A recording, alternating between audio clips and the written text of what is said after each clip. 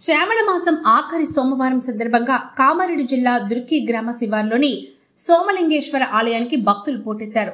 శ్రీకృష్ణ జన్మాష్టమి కావడంతో ఉదయం నుండే భక్తుల తాకిడి పెరిగింది. పాఠశాలలకు సెలవు ఉండడంతో పిల్లలు పెద్దలు ఆలయాలను దర్శించుకుంటున్నారు. సోమలింగేశ్వర ఆలయం 1000 సంవత్సరాల పురాతన ఆలయం. ఇది దక్షిణ అభిముఖంగా ఉండే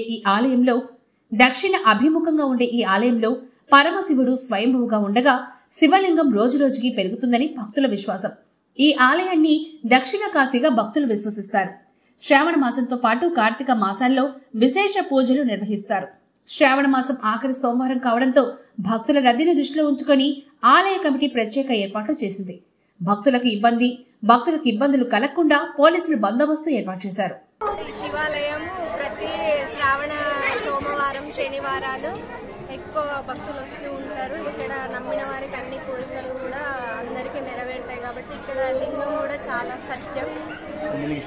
సోమలింగేశ్వర ఆలయం అని అంటారు. ప్రతి సోమవారము శనివారము శ్రావణ మాసంలో ఎక్కువ భక్తులు ఇక్కడికి రావటం జరుగుతుంది. ఇవాళ స్పెషల్లీ హాలిడే మరియు గోకులాష్టమి సందర్భంగా కూడా ఇంకా ఎక్కువ రద్దీ కనపడుతుంది ఇక్కడ. సో ఉంటాం ఇక్కడికి, కోరికలన్నీ నెరవేరుతాయి. ప్రతి సంవత్సరం భక్తులు ఈ విధంగానే ఎక్కువ శాతం వస్తూ ఉంటారు ఈ టెంపుల్కి.